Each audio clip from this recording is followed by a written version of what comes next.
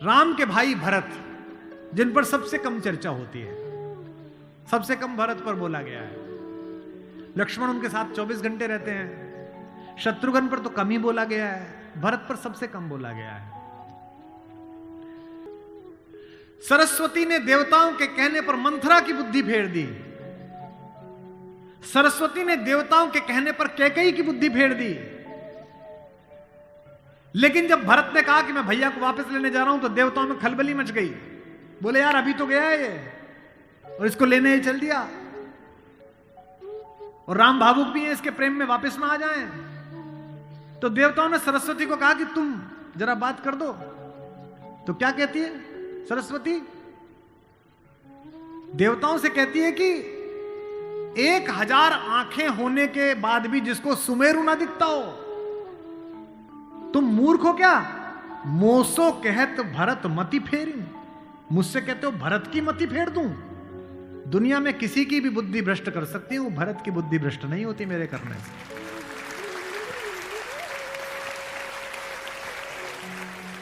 भरत जब भैया को ढूंढते हुए निकले, तो पूरे खानदान को लेकर निकले। भरत ने कहा किसी की तो मान लेंगे, कौशल्या की मान लेंगे, ससुर को भी लेकर गए। जब पहली रात भरत वहीं रुके जहां राम रुके थे, भरद्वाज के आश्रम में। सुबह चलते समय भरत संकोच में थे, तो भरद्वाज ने कहा कि राजन, क्योंकि राजा हो चुके थे, आपके चेहरे पर संकोच है। तो भरत ने डरते हुए कहा कि महर्षि मैं डरा हुआ हूं, मेरी मां ने इतनी बदतमीजी की बात कर दी, मैं बाहर था। भरत को नहीं बताया गया था कि पिता दिवंगत हो गए, पता है आपको ये बात थी?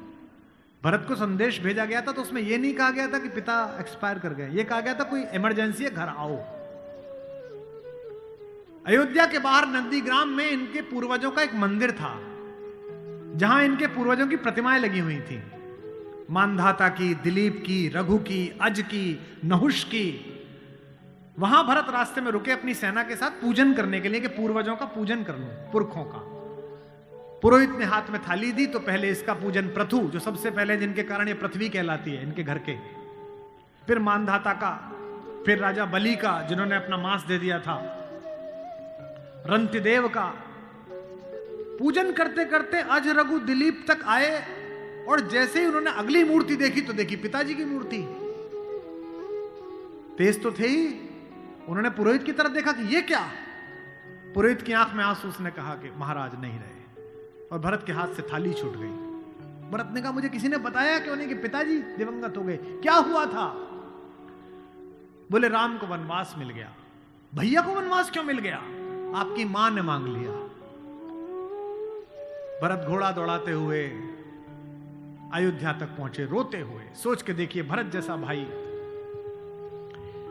भ्रातृत्व में राम किसी का उदाहरण नहीं देते, लक्ष्मण का भी नहीं देते। जब हनुमान को गले लगाते हैं तो ये नहीं कहते कि तुम लक्ष्मण जैसे भैया हो मेरे, तुम मोहि प्रिय ही भरत संभाई।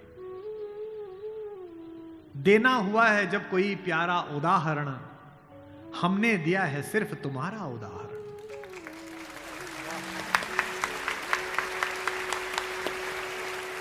तो भरद्वाज से भरत ने पूछा कि भैया मुझे माफ तो कर देंगे ना? मैंने इतनी बड़ी गलती की, एक ऐसी गलती जो भरत ने की नहीं, उसके पश्चाताप में भरत। मां ने इतनी गलती की, मुझे माफ तो कर देंगे? भरद्वाज ने कहा हे राजन, मुझे पता नहीं कि तुम्हारे बड़े भाई तुम्हें कितना प्रेम करते हैं या नहीं, लेकिन जब वो यहां से जा रहे थे और सुबह के समय उन्होंने गंगा पार करने के लिए पुरोहित को बुलाकर स्वस्ति वाचन का मंत्र किया, तो बड़े खुश थे, प्रसन्न थे कि मैं वनवास पे जा रहा हूं, चेहरे पे मुस्कुराहट थी। लेकिन पुरोहित ने हाथ में जल दिया, और जैसे ही पुरोहित के मंत्रों के बीच में निकला कि जम्बूद्वीपे भरत खंडे, और जैसे ही भरत सुना, राम के हाथ से जल गिर गया और वो जमीन पर गिर पड़े और हाय भरत चिल्लाने लगे। इतना प्रेम तुम्हें राम करते हैं।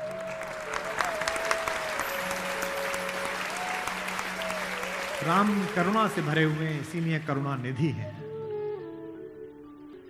इसीलिए कहता हूं कि इस कहानी से पॉलिटिक्स सीखिए, इस कहानी से स्ट्रेटेजी सीखिए, इस कहानी से ह्यूमन वैल्यूज सीखिए, फैमिली वैल्यूज सीखिए। और जो राजनीति में लोग काम करते हैं उनसे भी अनुरोध है कि सदा जनता की भावनाएं ही सत्य नहीं होती। इस देश का पहला लोकतंत्र का मानक गढ़ा राम ने, जिसने कहा कि जनता ही सदैव सत्य नहीं है, नीति सत्य है। मैं इसको सिद्ध करके बताऊंगा अब आपको। जब राम जंगल गए तो सब दुखी थे, सब परेशान थे, हर आदमी उन्हें लौटाना चाहता था। अगर राम उसी दिन लौट आते तो सब खुश हो जाते। लेकिन राम ने जनमत का सम्मान नहीं किया, नीति का सम्मान किया। जब पहली बार चित्रकूट पहुंचे तो वन देवी उनका स्वागत करने के लिए आई। वन देवी ने पूछा कि आप मेरे यहां विश्राम करने आए हैं, मैं आपके लिए क्या कर सकती हूं। तो राम ने क्या मांगा होगा सोचो। राम ने कहा कि हे वन देवी, बाकी सब ठीक है, निभा लेंगे, पर्णकुटी बना लेंगे, फल फूल खा लेंगे, जिस रास्ते से मैं आया हूं उसके कांटे हटा देना। वन देवी ने कहा कि आप तो आ चुके, अब कांटे हटाऊं ना हटाऊं इससे क्या। राम ने जो उत्तर दिया वो आपकी आंख भिगोने के लिए काफी है।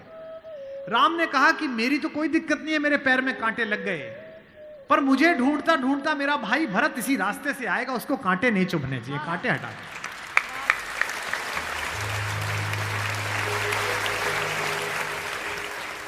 तो वन देवी को जिज्ञासा हुई।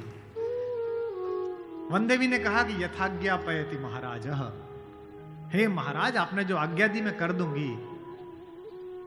एक छोटी सी मेरी जिज्ञासा है, क्या अयोध्या का राजा, अयोध्या की चतुरंगिणी सेनाओं का सेनापति, दशरथ का पुत्र, राम का छोटा भाई भरत इतना नाजुक है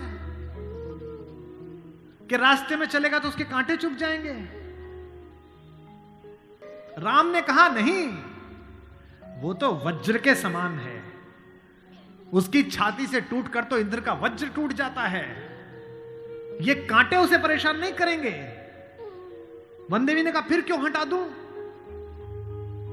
बोले परेशानी यह है कि जब उस रास्ते पर आएगा अगर एक कांटा भी चुभा तो उसका दिल यह सोचकर टूट जाएगा कि मेरे कारण मेरे भैया को इन कांटों को झेलना पड़ा है।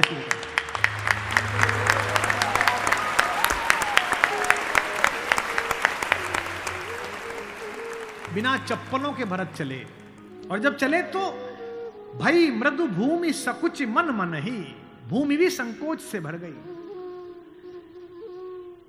कोमल चरण चलत बिनु पनहि, कोमल चरण चलत बिनु पनहि, भई मृदु भूमि सुकुचि मन मनि। इसका मतलब ये है कि भगवान स्वयं कष्ट सह सकते हैं, पर जो उन्हें प्रेम करता है वो कष्ट सहे ये उन्हें स्वीकार नहीं।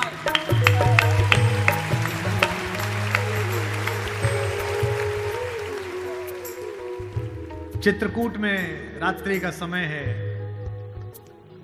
चांदनी खिली हुई है, चंद्रमा निकला हुआ है। ये वो पल था जहां से राम की कहानी पलट सकती थी। अगर दशरथ के अंधेरे कक्ष का एक निर्णय राम को इस जंगल तक लाया है मित्रों, तो आज इस पूर्णमासी के चांद के नीचे का राम का एक निर्णय राम को वापस अयोध्या ले जा सकता है या लंका ले जा सकता है। ये वो रात थी। मुझसे कोई पूछता है कि राम कथा की सबसे महत्वपूर्ण रात्रि कौन सी है, जिस दिन लक्ष्मण को मूर्छा आई वो भी महत्वपूर्ण नहीं थी, जो कि पता था कि बच जाएंगे।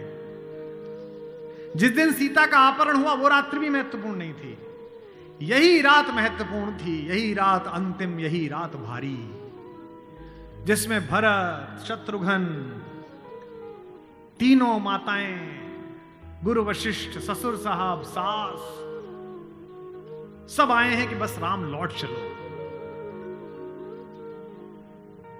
तदनंतर बैठी सभा उटज के आगे, नीले वितान के तले दीप बहु जागे। टकटकी लगाए नयन सुरों के थे वे, सब देख रहे थे। परिणाम उत्सुक उन भया तुरों के थे वे, वह चंद्रलोक था कहां चांदनी वैसी।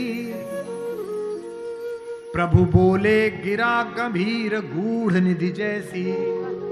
जब सबने खाना खा लिया, सबने पानी पी लिया, तब भगवान ने सबको बिठाकर पूछा। क्या सवाल पहला? भरत जैसे आदमी से, हे भरत भद्र अब कहो अभीप्सित अपना। इतनी दूर चल के आए हो, बताओ क्या चाहिए। सब सजग हो गए भंग हुआ ज्यों सपना। एक बात पूछी कि बेटा बताओ क्यों आए हो, तो क्या बोले भरत? हे आर्य रहा क्या भरत अभीप्सित अब भी। आप मुझसे पूछते हो कि मुझे क्या चाहिए? मुझे तो सब मिल गया भैया।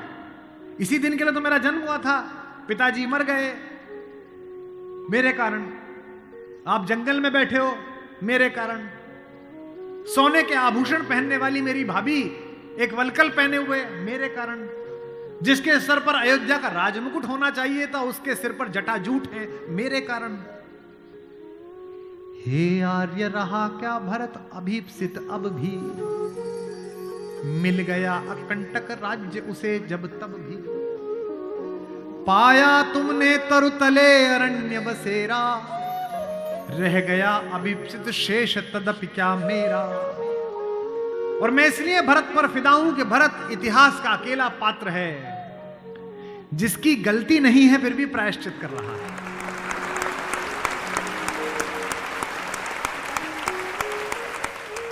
भरत अकेले हैं जिनकी कोई गलती नहीं है, उनकी मां की गलती है और वो प्रायश्चित कर रहे हैं। यहीं से राम का लोकतंत्र प्रारंभ होता है।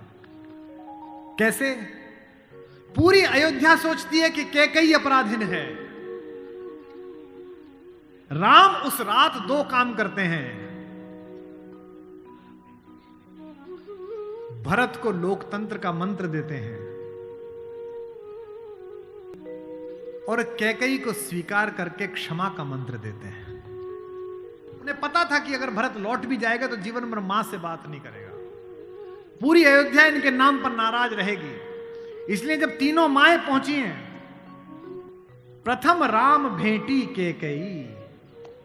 राम ऐसे थोड़ी है कि हायरार्की नहीं जानते हो कि पहले अपनी बड़ी मां का प्रणाम करें, फिर सुमित्रा का प्रणाम करें, फिर कैकेयी का प्रणाम करें। उनको पता था कि कैकेयी के बारे में लोगों के मन में अच्छी धारणा नहीं है।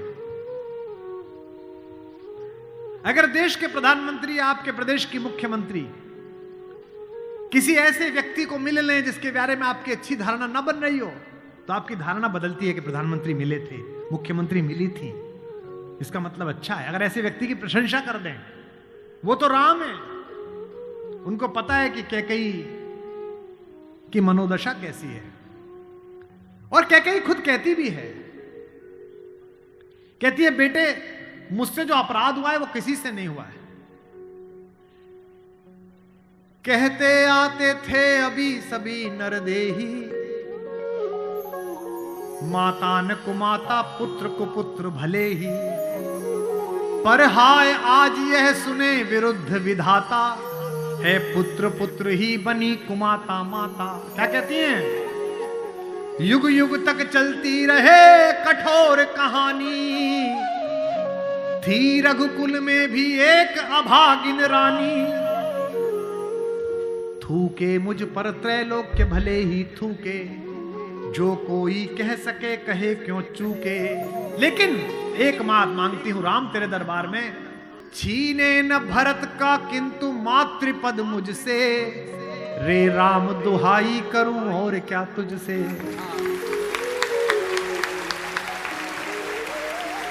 सोचिए कैसा क्षण है, अपने ही बेटे को मांग रही है राम से। कैकेयी अपने बेटे के लिए कह रही है कि राम तू सबको सब देता है बेटा, मुझे सिर्फ इतना दे दे, मुझे रानी मत रहने दे, जंगल में रख ले, भरत की मां बनी रहूं बस। इसी के लिए तो सब किया था। राम ने क्या कहा? हे अम्ब, ओ मेरी मां, हे अम्ब तुम्हारा राम जानता है सब। इस कारण वह कुछ खेद मानता है कब। फिर राम को याद दिलाया। कैकेयी ने कहा, बेटा तुझे याद है तू आधी रात उठ के भाग जाता था मेरा सपना देख के। कौशल्या से कहता कि मां मैंने छोटी मां का सपना देखा है, मुझे छोटी मां के पास छोड़ के आओ। और तुझे गोदी में लेके कौशल्या मेरा दरवाजा खटखटाती थी, अरे ओ कोयल, ये तेरा कोयल का बच्चा जाग गया और रो रहा है तेरे लिए। होने पर बहुधा अर्धरात्रि अंधेरी, होने पर बहुधा अर्धरात्रि अंधेरी, जी जी आकर करती पुकार थी मेरी। लो कुहुकुनी, ओ कोयल, लो कुहुकुनी तेरा कुहुक राम यह जागा। लो कुहुकुनी अपना कुहुक राम यह जागा। निज मंझली मां का स्वप्न देख उठ भागा। होने पर बहुधा अर्धरात्रि अंधेरी,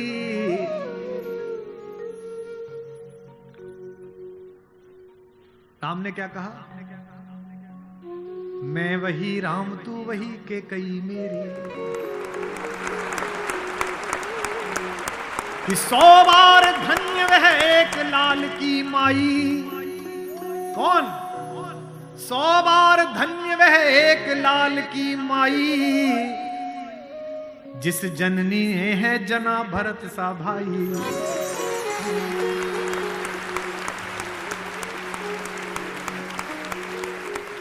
पागल सी प्रभु के साथ सभा चिल्लाई।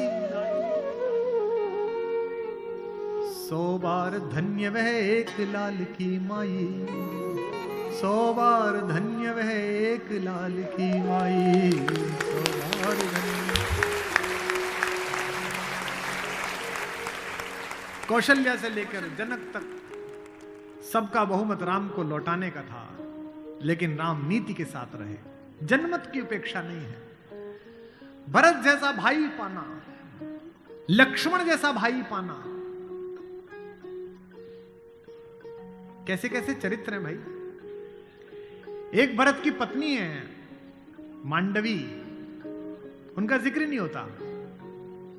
एक हमारी मां और है उर्मिला, उसका जिक्र नहीं होता। उर्मिला का कलेजा देखिए, मांडवी का कलेजा देखिए। जिस दिन लौटने के बाद भरत ने राज्य संभाल लिया, भाई की पादुकाएं रखकर सिंहासन पर, कौशल्या जाग रही थी। उन्होंने देखा कि ऊपर कोई घूम रहा है, कोई छाया घूम रही है महल में अंतःपुर में। तो वो ऊपर गई तो देखा मांडवी घूम रही थी, भरत की पत्नी। तो कौशल्या ने पूछा कि बेटा तू सोई नहीं? उसने कहा हां मां मैं अभी जाग रही हूं। भरत सो गया होगा बेटा, तो उसके कक्ष में चली जा। तो कौशल्या से मांडवी ने कहा कि मां वो तो है ही नहीं यहां, कहां गया? बोले उन्होंने कहा कि भैया जब तक जमीन पे सोएंगे, भैया जब तक जंगल में रहेंगे, मैं महल में नहीं रहूंगा। वो अयोध्या के बाहर जो नंदीग्राम दिखता है ना वहां दूर, वहां उन्होंने कुटिया बना ली है, प्राइम मिनिस्टर ऑफिस वहीं बना लिया, वहीं फाइल मंगाते हैं। तुझे नहीं ले गया? संकोच में पड़ी हुई मांडवी ने कहा, मां मैंने तो कहा था आप जंगल में अकेले कैसे रहेंगे कुटिया में, मैं सेवा कर दूंगी, ले चलो। उन्होंने कहा नहीं, भाभी राम भैया के साथ चली गई हैं, तीनों माओं को देखने के लिए कोई नहीं है, तुम यहीं रहो, उनकी जिम्मेदारी हम पर है। कौशल्या ने कहा कि बेटा सो जा। बोले मां वो उनकी कुटिया दिख रही है, उसमें अभी दीपक जला हुआ है, यानी कि वो अभी काम कर रहे हैं। एक बार वो दीपक मंगल हो जाए, अंधकार हो जाए, तो मैं भी जाकर सो जाऊंगी। ऐसी मांगी।